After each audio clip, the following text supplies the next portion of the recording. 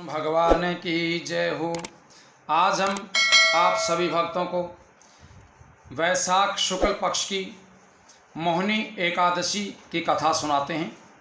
जो माता बहनें, नौजवान साथी, बुजुर्ग एकादशी का व्रत रखते हैं, वो सबसे पहले प्रातःकालीन उठ करके स्नान आदि से निवृत्त होकर के और अपने पास पूजा की सारी सामग्री को लेकर के जल का कलश, पुष्प, नैवेद्य, धूप दीप, ये सभी सामग्री लेकर के भगवान के आगे बैठें, भगवान की प्रतिमा लगाएं और भगवान को चंदन आदि का तिलक लगा करके नैवेद्य में तुलसी पत्र रख दें और संकल्प करें, भगवान से प्रार्थना करें कि प्रभु, आज हम आपके नाम से एकादशी का व्रत कर रहे हैं, आप हमें शक्ति दें ताकि हम पूरे दिन आपका श्रद्धा भक्ति से व्रत कर सकें, आपका गुणगान कर सकें और हम इस इच्छा से, इस अमुक कामना से ये व्रत आपका कर रहे हैं,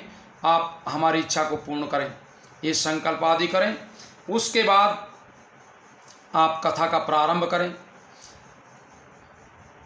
धर्मराज युधिष्ठिर कहते हैं कि हे कृष्ण भगवान, वैशाख महीने के शुक्ल पक्ष की एकादशी का क्या नाम है और उसकी क्या कथा है, इस एकादशी का व्रत करने की क्या विधि है, हम आपसे सुनना चाहते हैं। आप विस्तार पूर्वक ये कथा हमें बताइए। तब श्री कृष्ण भगवान कहते हैं कि हे धर्मनंदन, मैं आपसे कथा कहता हूँ जिसको महर्षि वशिष्ठ जी ने श्री रामचंद्र जी से कहा था। श्री रामचंद्र जी बोले कि हे गुरुदेव, आप मुझे कोई ऐसा व्रत बताइए जिससे समस्त पाप और दुख नष्ट हो जाएं। मैंने जनक नंदनी श्री सीता जी के वियोग में बहुत दुख भोगे हैं, इसलिए अब आप कोई ऐसा व्रत बताइए जिससे मैं दुखों से छूट सकूं। महर्षि वशिष्ठ जी बोले कि हे राम, आपके बहुत ही सुंदर प्रश्न आपने ये किया है। आपकी बुद्धि अत्यंत शुद्ध और पवित्र है। आपके नाम के स्मरण मात्र से मनुष्य पवित्र हो जाते हैं, इसलिए आपका ये प्रश्न संसार की भलाई के लिए आपने किया है। वैशाख महीने के शुक्ल पक्ष में जो एकादशी होती है उसका नाम मोहिनी एकादशी है। इस एकादशी का व्रत करने से मनुष्य के सभी पाप नष्ट हो जाते हैं और सभी दुखों से छूट जाते हैं। इसके व्रत के प्रभाव से मनुष्य मोह जाल से छूट जाता है। इसलिए हे राम, इस एकादशी का व्रत दुखी मनुष्यों को अवश्य करना चाहिए। मोहिनी एकादशी के व्रत से मनुष्य के सभी पाप तथा दुख नष्ट हो जाते हैं। अब आप इसकी कथा ध्यानपूर्वक सुनिए। सरस्वती नदी के किनारे एक भद्रावती नामक नगरी बसी हुई है। उस नगरी में सोमवंशीय धृतमान नाम का एक राजा राज्य करता था। उसी नगरी में एक धान्य से पूर्ण पुण्यवान एक वैश्य रहता था। उसका नाम धनपाल था। वह अत्यंत धर्मात्मा तथा विष्णु भगत था। उसने नगर में अनेकों भोजनालय, प्याऊ, कुआं, तालाब, धर्मशाला आदि बनवाए। उसने सड़कों के किनारे आम, जामुन, नीम आदि के वृक्ष लगवाए। उस वैश्य के 5 पुत्र थे। उसका सबसे बड़ा पुत्र अत्यंत पापी था। वह वैश्याओं और गुंडों की संगति में रहता था। वह अपना पूरा दिन जुआ खेलने में व्यतीत करता था। वह दूसरों की स्त्रियों के साथ भोग विलास किया करता था।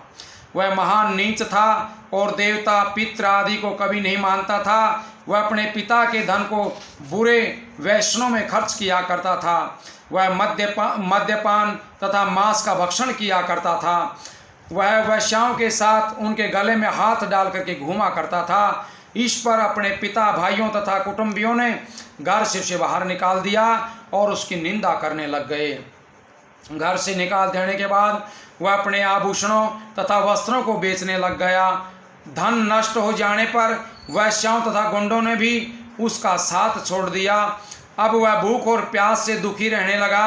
अब उसने चोरी करने का विचार बना लिया और रात्रि में वह चोरी किया करता था। एक दिन वह पकड़ा गया, परंतु सिपाहियों ने वैश्य का पुत्र जान करके उसे छोड़ दिया। लेकिन वह दूसरी बार फिर पकड़ा गया और राजा ने उसे कारागार में बंद कर दिया। कारागार में राजा ने उसको बहुत दुख दिए और उसने नगर छोड़ने के लिए कहा। अंत में वह दुखी होकर के नगरी को छोड़ करके चला गया और जंगल में रहने लग गया। वह जंगल में पशु पक्षियों को मार मार करके खाने लगा। फिर वह बहेलिया बन गया और धनुष बाण से पशु पक्षियों को मार मार करके लाने लग गया। एक दिन वह पापी भूख और प्यास से व्याकुल होकर के खाने की खोज में निकल पड़ा और कौटिन्य ऋषि के आश्रम पर जा पहुंचा। उस समय वैशाख महीना था। कौटिन्य ऋषि गंगा स्नान करके आए थे। उनके भीगे वस्त्रों के छींटे मात्र से उस पापी को कुछ सुबुद्धि प्राप्त हुई। जब कौटिन्य ऋषि अपनी धोती को फटकारने लगे सुखाने के लिए, तब उसके छिट्टे उसके ऊपर लगे। वह पापी मुनि के पास जाकर के हाथ जोड़ करके कहने लगा कि हे मुनि, मैंने अपने जीवन में बहुत से पाप किए हैं। आप उन पापों से छूटने का कोई साधारण और बिना धन खर्च किए कोई ऐसा उपाय बताइए जिससे उन दुखों से मेरा छुटकारा हो जाए। तब ऋषि बोले कि तुम ध्यान दे करके सुन। तुम वैशाख महीने के शुक्ल पक्ष की एकादशी का व्रत कर। इस एकादशी का नाम मोहिनी है।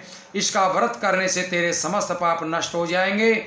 मुनि के वचनों को सुन करके वह बहुत खुश हुआ और मुनि की बताई हुई विधि के अनुसार उसने मोहिनी एकादशी का व्रत किया।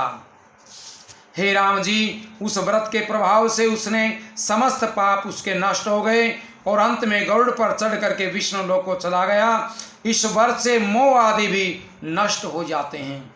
संसार में इस व्रत से अन्य कोई श्रेष्ठ व्रत नहीं है। इसके महात्म्य को सुनने, पढ़ने और कथा कहने से वह पुण्य 1000 गौ दान के पुण्य के बराबर प्राप्त कर लेता है। बोले विष्णु भगवान की जय हो। ये कथा सुनने के बाद कथा का रस आप जरूर गाएं। ये अपने इस चैनल के ऊपर कथा के रस के नाम के से ये भजन मिल जाएगा।